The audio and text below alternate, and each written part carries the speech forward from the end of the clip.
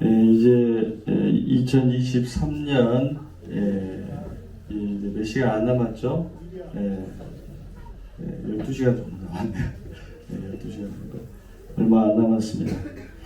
이제 2023년은 다시 오지 않습니다. 2024년을 돌아보면 좋은 일도 있었고 또 안 좋은 일도 있었죠. 슬픈 일도 있었고. 우리 김주영 집사님 기적교회 함께했던 소천하셨을 때도 좀 충격이었죠. 그런 아픈 일도 있었고 여러분들 가운데도 뭐 힘겨운 일, 슬픈 일도 있었을 것입니다. 우리 교회에도 많은 일들이 있었습니다. 하나님의 은혜 가운데 또 이렇게 마무리를 이렇게 잘 되어서 참 하나님께 감사를 드립니다. 여러 가지 어려움도 있었고 안 좋은 일도 있었습니다. 저로서도 한 해 동안 돌이켜보면 가슴이 철렁할 때가 또 있었습니다. 목회하면서 힘든 일이 또 있었고 가슴이 무너지는 때도 있었고 또 뛸 듯이 기뻤던 적도 있었던 것 같아요. 생각해보면은 근데 이제 그런 일들이 다 우리 성도님들과 관련된 일이었던 것 같아요. 즐거웠던 일도 슬펐던 일도 다 성도님들에게 관련되어 있었다. 그래서 그런 생각이 많이 듭니다. 여러분에게는 올 한 해 가장 기뻤던 때는 언제였고 가장 슬펐던 적은 언제였습니까? 한번 이렇게 돌이켜서 한번 생각을 해보면 좋을 것 같아요. 자전거 여행이라고 하는 그 수필을 제가 좋아했었는데요. 거기에 보면은 우리가 자전거를 타고 이렇게 가다 보면은 때로는 굴곡진길을 만나기도 하고 때로는 오르막길을 만나기도 하고 그렇지만은 또는 평평한 길을 또 만나기도 하고 또 내리막길을 만나기도 한다. 그래서 결국에는 자전거 여행을 다 마칠 때쯤에 생각나는 것은 그 모든 것을 더했을 때 결국 쌤쌤이지 않냐. 그런 수필의 내용이 이렇게 생각이 납니다. 올 한 해 긴 여행을 마치는 이 시점에서 여러분들 가운데 있었던 좋은 일들은 마음에 담아서 오래 기억하고 또 힘겹고 슬픈 일들은 되도록 오래 마음에 두지 마시길 바랍니다. 그리고 2023년에 지었던 우리의 많은 죄들이 있을 거예요. 여러분들이 생각나는 죄도 있고 생각나지 않는 죄들도 있을 것입니다. 이 죄들을 예수님의 십자가 앞에 고백하고 그 모든 짐을 내려놓고 다시금 새로운 마음으로 2024년을 새롭게 시작할 수 있기를 바랍니다. 우리는 새로운 도화지에 새로운 계획을 세우고 하나님과 함께 새로운 미래를 열어가야 하는 것입니다. 우리가 우리 죄를 하나님께 고하고 또 고백하고 회개하면 하나님께서는 다시는 그 죄를 기억하지 않으신다라고 말씀해 주셨습니다. 오늘 말씀 12절에 보면 동이서에서 본 것 같이 우리 죄가를 우리에게서 멀리 옮기셨다라고 말씀합니다. 이사야 1장 18절에 보면 오라 우리가 변론하자 너희의 죄가 주홍 같을지라도 새빨갈지라도 눈과 같이 희어질 것이요 진홍같이 붉을지라도 양털같이 희게 되리라 말씀하여 주십니다. 여기서 죄라고 하는 것은 어떤 윤리적인 죄, 여러분들이 뭐 도둑질을 하고 사람을 때리고 이런 윤리적인 죄를 말하는 것이 아니라 우리 안에 있는 근심 걱정도 어떤 근심 걱정이 있잖아요. 우리가 살아가다 보면 두려움도 있고요. 저 안에도 그런 것이 있어요. 근데 그 뿌리로 깊이 내려가 보면 그게 죄라고 하는 것은 하나님과의 관계가 끊어진 것이죠. 그래서 그런 어떤 우리의 걱정 근심의 뿌리로 이렇게 깊이 내려가 보면 하나님과의 관계의 문제라고 하는 것을 알 수가 있어요.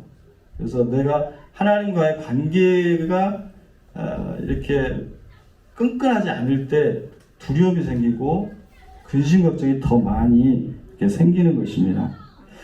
그래서 하나님과의 관계가 끊어진 거, 완전히 끊어져 버린 것을 성경은 죄라고 하는 것이죠. 그래서 하나님께서는 우리가 회개하면 우리의 죄를 도말하여 주신다라고 하는 것은 하나님과의 관계를 우리가 회복시켜 주신다라는 말씀인 것이죠. 우리가 우리 죄를 자백하고 하나님께 회개했을 때 양털같이 이게 우리의 죄를 씻어주시고 예수 그리스도의 은혜에 그 장중 안에 우리를 품어주시는 줄 믿습니다. 레위기 16장에 보면은 그래서 우리의 죄의 문제를 두 가지 방식으로 해결하는 것을 볼 수가 있어요. 이스라엘 백성이 죄를 사하는 의식이 레위기에 나오는데, 그러니까 구약에서는 죄를 사하는 것이 일단은 상번제라고 해서 매일매일 제사를 드려요. 그래서 여러분 그때 당시 사람들이 죄를 내가 지었다 그러면은 속죄 제물을 가지고 와서 이제 제사를 지내서 그걸로 이제 죄사함을 얻게 돼요. 그리고 물건을 막 훔쳤거나 여호와의 성물을 범했다거나 이러면은 또 이제 속건 제물을 가져와서 하고 이런 식으로 매일매일 할 수 있었는데, 자기가 부지불식간에 지은 죄들 있잖아요. 또 마음의 죄라든지 뭐 이런 것들을 한꺼번에 한 번에 이렇게 해결하는 총체적인 죄를 해결하는 그게 있었는데, 그날이 바로 대속죄일이라는 날이었어요. 대속죄일. 그날이 언제요? 7월 10일. 7월 10일이 대속죄일이에요. 그래서 유대력에 의하면은 7월부터 시작해요. 유대력은 7월이 새해예요. 새해. 6월까지가 마지막이고. 그래서 7월 10일 날을 대속죄일로 정하는 이유는 뭐냐면, 새해가 되면 유대인들은 10일 동안 금식을 합니다. 회개의 기간을 가져요. 회개의 기간. 그래서 하나님 앞에 회개한 10일 동안 회개하는 기도를 하는 거죠.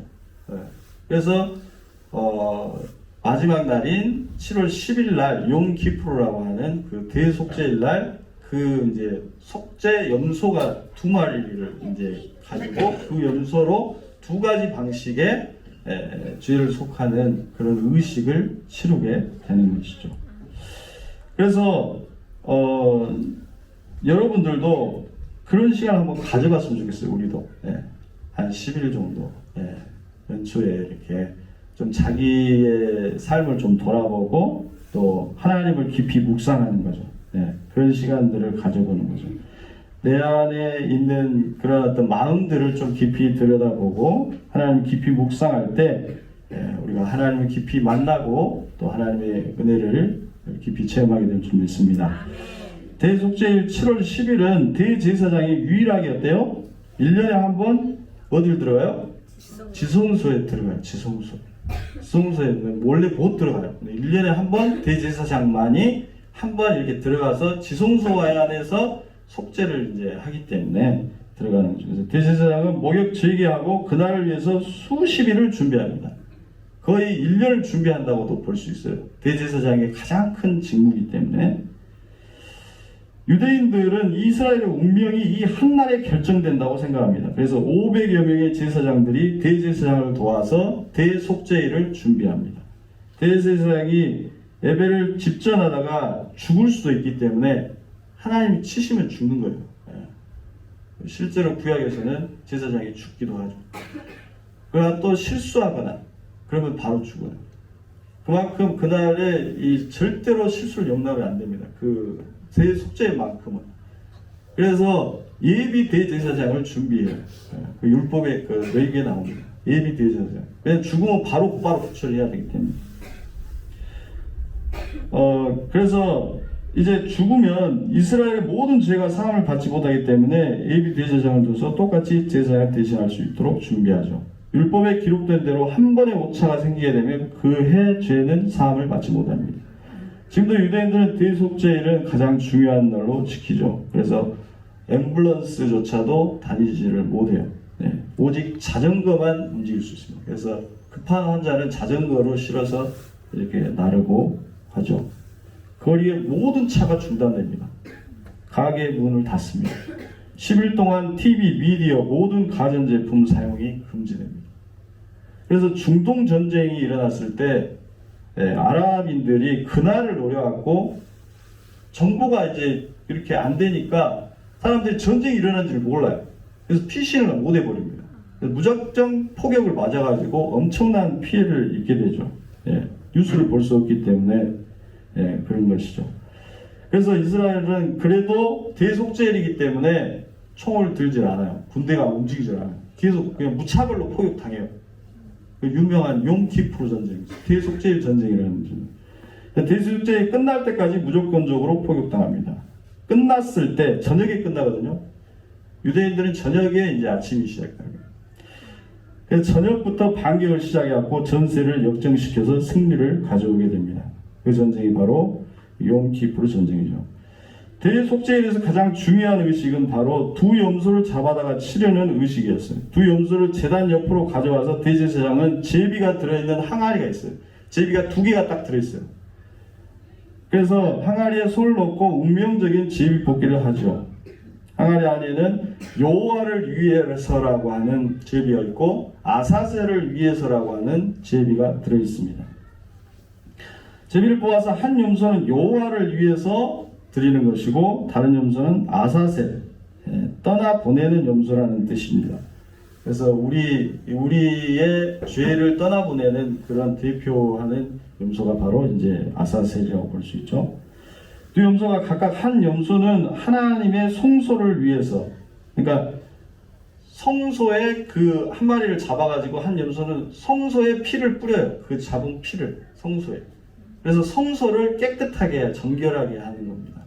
왜 그러냐면 하나님의 성소가 더러워졌기 때문에 그래요. 1년 내내 이렇게 우리가 죄를 범하잖아요. 우리가 죄를 범하면 우리만 더러워지는 것이 아니고 하나님의 성소가 더러워지는 거예요. 왜냐하면 하나님과 우리가 하나님 믿게 되면은 하나님과 연결되기 때문에 하나님께서 하나님과의 성소가 더러워진다는 것은 하나님 자체가 더러워진다는 게 아니고 하나님과 우리와의 관계가 더러워진다는 거예요. 그러니까 하나님과의 관계가 약간 뭐랄까 죄가 있으면은 이렇게 희미해져요. 이렇게 오물 같은 게 생기고 그래서 그 성소가 더러워지는 겁니다. 그래서 여호와를 위해서라고 하는 염소는 여호와의 성소를 위해서 하나님의 성소를 깨끗하게 하기 위해서 그 염소가 이제 필요했다라고 하는 것이죠.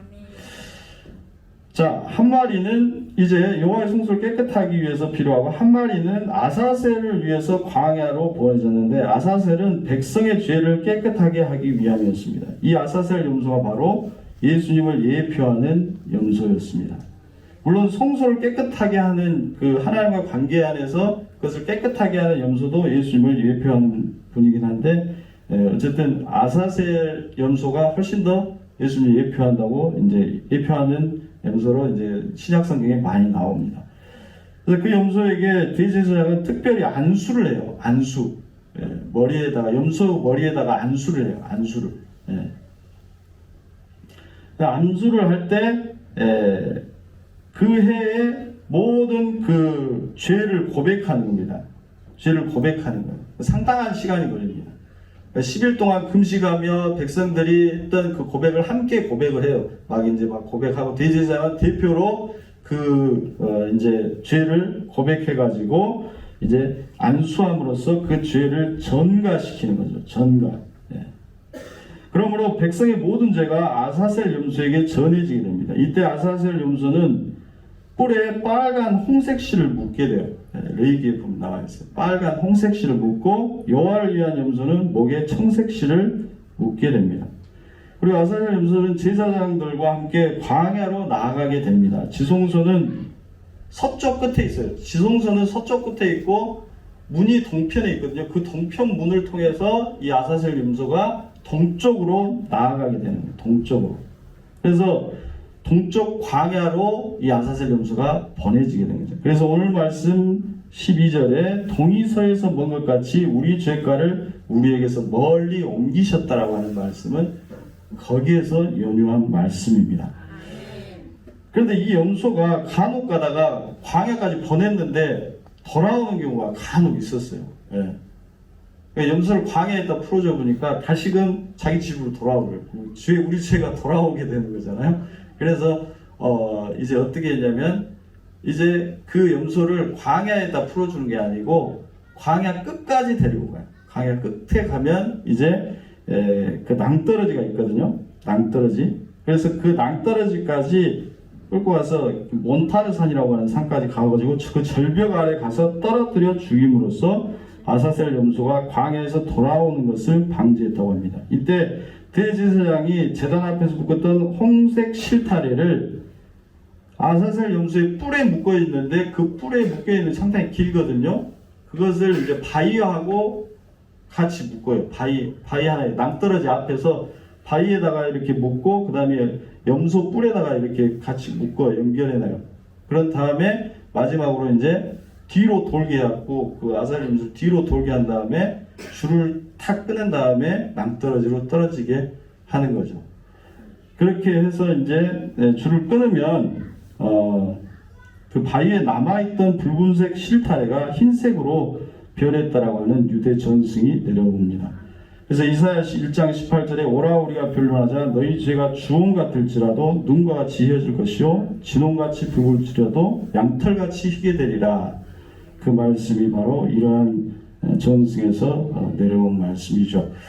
구약에서는 이와 같이 자신의 죄를 고백하고 아사셀 염소에게 전가하여 광야 끝에 보냄으로써 그 의식을 통해서 죄사함을 선포받을 수 있었습니다. 하나님께서는 이 의식만으로 백성의 모든 죄를 1년 동안 사해 주셨어요. 그러나 이러한 의식도 한 가지 해결하지 못한 것이 있었습니다. 그것이 뭐겠어요? 영원한 속죄는 되지 않았다는 거예요. 일시적인 1년 동안의 속죄밖에 안 됐어요. 그래서 해년마다 다시금 똑같은 의식을 똑같이 해야만 했습니다. 그래서 이스라엘 백성은 다시금 죄에 대한 두려움 속에서 살아갈 수밖에 없었습니다. 그러나 예수님께서 이 땅에 오셔서 우리의 모든 죄를 짊어지시고 십자가에서 죽으심으로 말미암아 영원한 속죄, 온전한 속죄를 이루신 줄로 믿습니다. 우리는 예수님을 믿음으로 말미암아 우리에게 있는 모든 죄로부터 자유함을 얻게 되었다. 로마서 말씀합니다. 죄로부터 자유함을 얻었다라고 하는 것은 죄를 지어도 된다라고 하는 것이 아니라 다시금 죄를 두려워할 필요가 없는 존재가 됐다는 거예요. 우리가 새로운 피조물이 됐다는 것은 더 이상 죄가 우리를 주관할 수, 죄가 우리를 다스릴 수 없다는 거예요. 그래서 우리는 죄를 두려워할 필요가 없게 된 것입니다. 죄가 그리스도의 죽으심으로 힘을 잃었기 때문에 그렇습니다. 그래서 우리는 근심, 걱정, 죄에 대한 두려움에 신경 쓰고 마음을 쓰고 내가 이런 근심이 있어, 내가 이런 두려움이 있어, 이것에 신경 쓰고 마음을 둘 것이 아니라 나를 사랑하시고 나를 위해 죽으신 그 그리스도의 사랑을 우리의 마음에 둬야 될 줄 믿습니다. 그분께 마음을 두고 내 마음의 방향을 두고 살아가게 되면 그 모든 두려움이 물러가게 되는 줄 믿습니다. 어떤 사람이 음란물에 중독되었다고 합니다. 그래서 심하게 중독이 됐어요. 실제 있었던 얘기인데요. 그래서 결혼하고 싶은 사랑하는 사람이 있었는데 그 사람을 두고도 계속해서 그 중독을 벗어나지 못하는 거예요. 너무나 자신이 죄책감이 들어서 힘들다고 친구에게 고민을 털어놓게 됩니다. 그 친구가 목사님이셨는데 그 목사님은 음란물을 끊으라고 그렇게 하지 않았다고 그래요. 왜냐하면 친구를 너무 잘 알기 때문에 끊으라고 한다고 해서 끊을 사람이 아니라는 것을 잘 알았던 거죠. 그래서 사실 끊으라고 누군가 몇 번 말했지만 그게 잘 안 됐다고 합니다. 그래서 그 목사님은 그에게 그냥 너가 진실로 사랑하는 그 여인에게 그 여인을 사랑하는 것에 좀 더 집중해봐라. 그렇게 이야기를 했다고 해요. 사랑하는 것에 한번 최선을 다해봐라. 너가 정말로 진심으로 사랑하지 않냐? 그 사랑하는 사람에게 너의 마음을 두고 더 집중해라 라고 말했다고 합니다. 그래서 몇 개월 후에 그 친구는 자연스럽게 음란물 중독에서 벗어날 수 있었다고 합니다. 복음이라고 하는 것은 그런 것입니다. 율법은 우리에게 하지 말라, 금지하는 법을 줍니다. 물론 그것도 사실 필요해요. 우리가 신앙이 어렸을 때는 제한을 두고 뭔가를 이렇게 금지하는 게 필요합니다. 그러나 우리가 신앙이 성숙해지게 되면 그것으로부터 벗어나게 되는 것이죠. 그래서 율법은 초등 선생이다. 그렇게 이야기를 하는 거예요. 자, 복음은 뭐라고 해요? 복음은 사랑하라고 말하는 거예요. 하나님을 사랑하라, 이웃을 사랑하라, 형제를 사랑하라, 아내를 사랑하라, 남편을 사랑하라, 자녀를 사랑하라. 내가 너희를 사랑한 것 같이 너희도 서로 사랑하라라고 말씀합니다.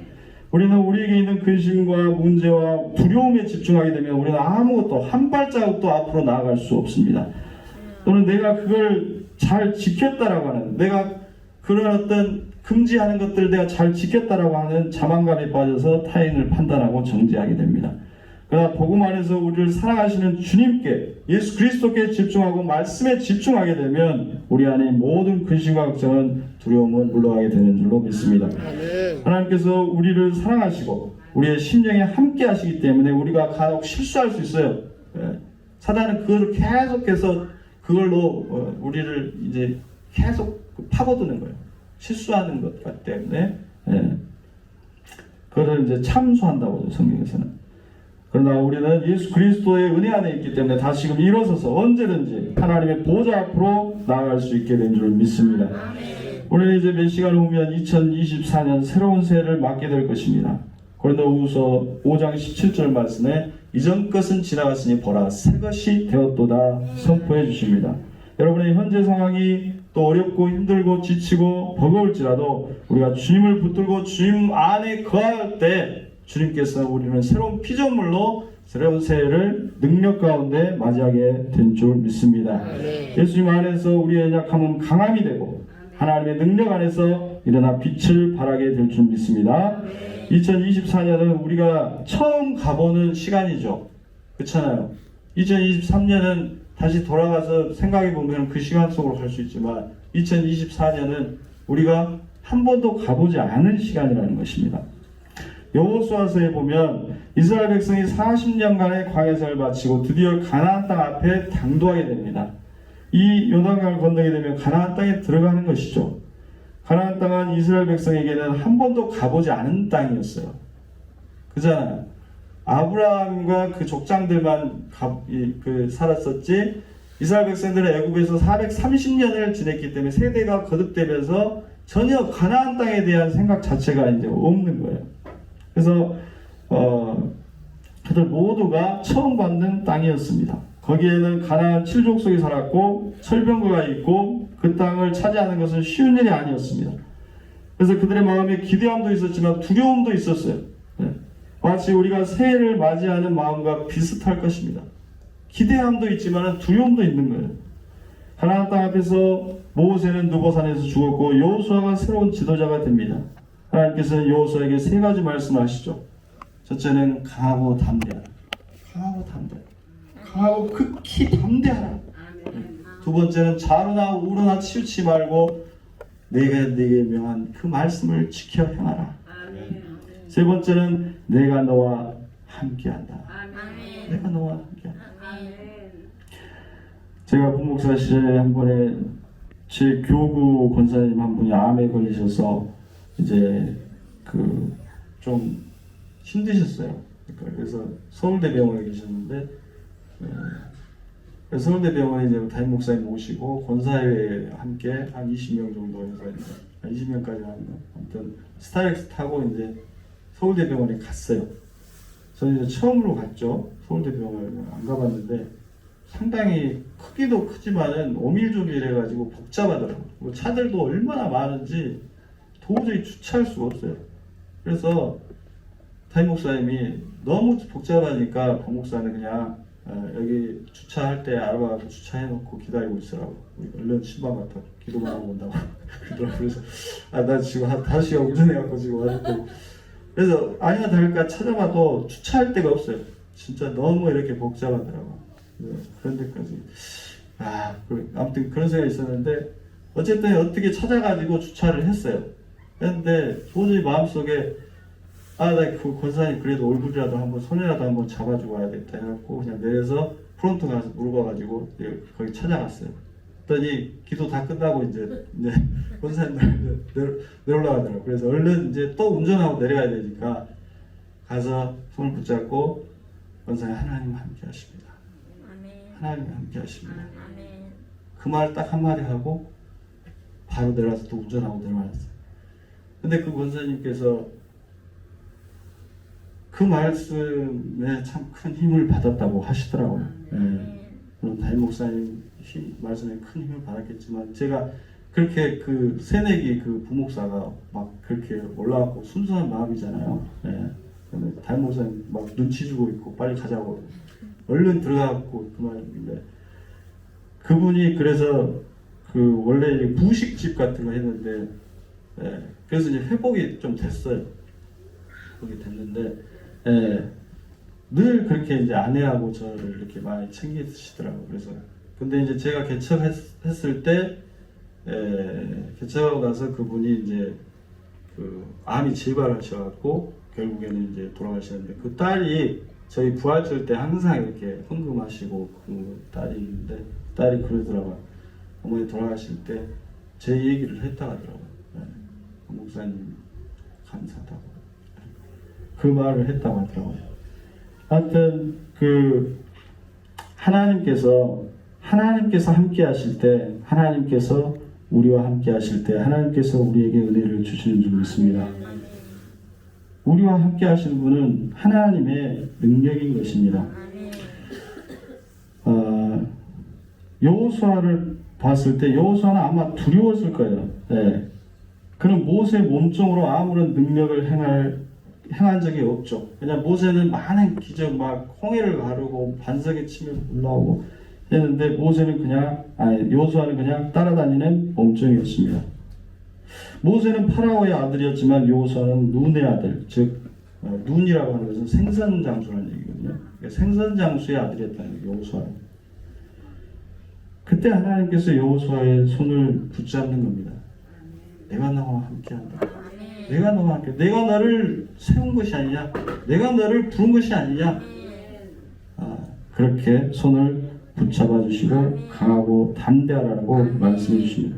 자로나 우로나 치우치지 말라라는 것은 교만하지도 말고, 자로 치우친다는 건 교만하지 말고, 또는 우로 치우치다는 것은 자기 비하에 또 빠지지 말고, 내가 너무 죄인입니다. 그것에만 빠져가지고 자기 비하에만 빠져있지 말고, 또는 나는 하나님이 부르시다 하나님의 군사고 하나님의 종이다. 거기에 또 너무 치우쳐가지고 자만하고 교만하지 말라라는 말씀인 것이죠. 그래서 하나님의 말씀을 기준으로 삼고 나아가라. 그렇게 나아가면 내가 너를 형통하게 할 것이다라고 약속해 주십니다. 그래서 여호수아는 기도합니다. 요단강에 도하기 전에 그는 진을 치고 3일 정도 머무르면서 그는 기도하며 옷을 깨끗이 빨아서 정결 예식을 하게 하고 전투 병력이 아닌 제사장들이 법궤를 메고 요단강을 건너가게 하죠. 여호수아는 자신의 힘과 전투력을 의지하는 사람이 아니라 기도와 말씀과 예배로 그 전쟁을 치르기를 원했다라는 것이죠. 그것이 바로 하나님을 의지하는 연약한 한 인간을 그들 가운데 세우신 이유였습니다. 세상은 남보다 더 높은 위치로 올라서야 하고 힘을 더 가져야 하고 더 유능해져야 하고 더 약삭발라야 하고 더 많이 소유해야만 그 사람의 능력을 인정해 줍니다. 그러나 하나님은 그렇지 않습니다. 상한 갈대로도 아름다운 하나님의 도구로 빚으실 수 있습니다. 꺼져가는 심지로도 온 세상을 밝힐 수 있는 분이 바로 우리 하나님이신 줄 믿습니다. 그러므로 오늘 우리는 하나님께서 부르시고 빚어가시는 그 아름다운 하나님의 그릇인 줄로 믿습니다. 그래서 우리가 너무 더 높아지려고 하지 말고 하나님이 높이시면 높아지는 거예요. 더 욕심 부리지 말고 하나님이 필요한 것들은 채워주십니다. 오히려 내 안에 나의 능력이 아닌 하나님의 능력이 나타나도록 주님 앞에 무릎 꿇을 수 있는 우리 모두가 될 수 있길 바랍니다. 2024년은 하나님께서 우리에게 주신 선물입니다. 그리고 그 선물은 나에게만 주신 것이 아니라 우리 모두에게 주신 선물입니다. 그 선물 안에는 내가 좋아하는 것만 있지는 않을 거예요. 힘든 일도 있을 수 있고 좋은 일도 있을 수 있고 기쁜 일도 있을 거고 눈물 날 일도 있을 것입니다. 우리 고백교회 공동체는 이제 그 선물 보따리를 서로 공유한 사람들입니다. 서로 또 때로는 같이 나누고 그걸 좀 열어서 나누고 기도 제목도 좀 나누고 서로 손을 잡아주고 기쁜 일에는 함께 뛰고 함께 기뻐하고 또 어려운 일이 있으면 손을 잡아주고 기도해주고 이렇게 나눌 때 하나님의 선물은 더 큰 기쁨으로 2024년을 우리에게 채워주실 줄 믿습니다. 2024년 내가 얽매이던 죄와 고민과 근심을 떨쳐버리고 동이 서에서 먹은 것 같이 낭떠러지로 떨어뜨려 버리고 이제 새로운 한 해를 선물로 주신 하나님께 감사하면서 강하고 담대하게 두려움 없이 하나님의 말씀을 우리 삶의 기준으로 삼고 앞으로 나아가는 저와 여러분들 수 있기를 주님의 이름으로 축원합니다. 기도하겠습니다. 하나님, 2023년 우리와 동행하시고 우리를 지켜주심에 감사를 드립니다. 주님이 이제 그동안 얽매였던 것들을 주님 십자가 앞에 다 내려놓게 하시고 동이 서에서 모는 것 같이 그 모든 죄의 짐, 우리의 무거운 그 모든 짐을 벗어버리고 주님의 새롭게 하시는 그 은혜 안에서 새해를 기쁨으로 맞이하게 하여 주옵소서. 고백의 공동체를 우리를 부르심에 감사를 드립니다. 연약하지만 한 분 한 분 너무나도 소중한 분들을 우리에게 보내주셨습니다. 우리가 서로의 얼굴에서 그리스도를 보게 하시고 서로 손을 잡아주며 기도해주며 서로 한 걸음 더 물러서 양보하고 서로 이해하며 그렇게 그리스도의 몸을 세워가는 공동체가 되게 하여 주옵소서. 새해에는 한 걸음 더 하나님을 알아가게 하시고 한 걸음 더 친밀해지게 하시고 한 걸음 더 사랑하는 믿음의 공동체가 되게 하여 주옵소서. 축복할 줄 믿사오고 예수 그리스도의 이름으로 기도드리옵나이다.